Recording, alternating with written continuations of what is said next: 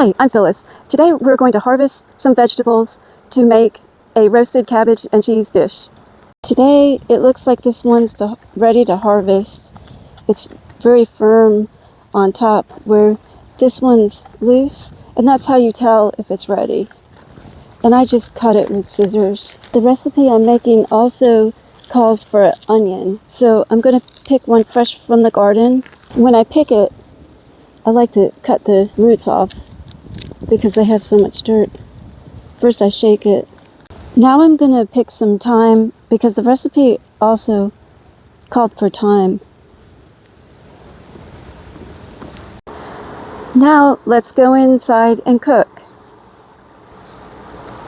Now I'm going to clean the cabbage, and that's just a matter of taking off these outer leaves.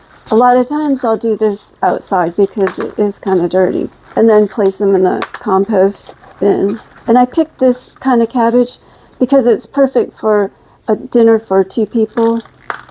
That's why I like to grow this cabbage. It's called mini size. So one more and it's ready to be washed. And now it's ready to be cut up. Next is the onion. And that one also can be pretty dirty and messy. And a lot of times I'll do this in the garden at the compost. But for here, I'm just gonna do it over the sink and use my indoor compost.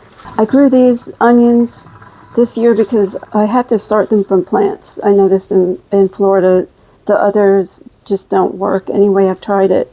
So this is the only available one, and it's a Texas candy onion. But it's white, not brown. So this will be a first for me to see if I like it or not. The onions take a little bit more to cleaning because you still got that dirt on the roots, so I just do that. And then give it another rinse off. And now it's ready to be cut as well. Now we're ready to cut the vegetables. But first I like to preheat the oven to 350. I do the onion last. I cut this off and then I just split it in half. And then I go right about here and take that part off. Then this goes into the compost, the core of that first half. And then I'm looking for 1-inch pieces. So I've got 3 of these. So I'm going to put these in the bowl. And then I'm going to do the same with the rest of the cabbage. Now I've got the bowl, it's full of cabbage. It's time now to put the onion in. I slice it very thin. I use the full amount that I picked, the full onion. Then what I do is I just separate them when I put them in with the cabbage. Now it's time to put in the thyme. I just always use fresh thyme out of the garden. Most of the time it will grow year-round. Every now and then if it gets really hot here, it might die. But I've been lucky with this variety. I have the full recipe on my website. I have that in the description, the link to my website, where you can find the exact measurements and all kinds of different information. Because I'm just so used to making this recipe, I actually had to try to figure out how much of everything I put in. Once we do that, then I put in a little pepper, which I figured out the exact amount. It's in that recipe on my site. We're going to put some olive oil. I just pour it on, but I do have the exact amount to use in that recipe as well. And then I mix it up. It's almost ready to go in the oven. Just make sure everything's spread evenly. And now I just put it on the baking sheet.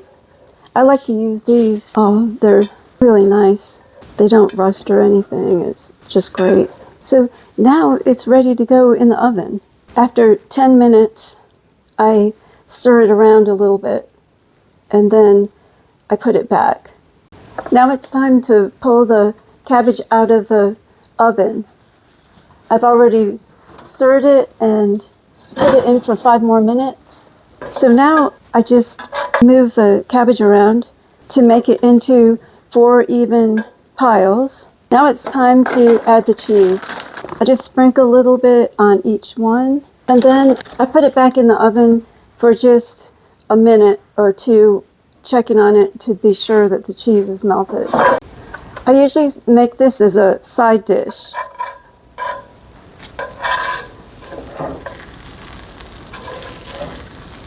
and it can just go right on the plate.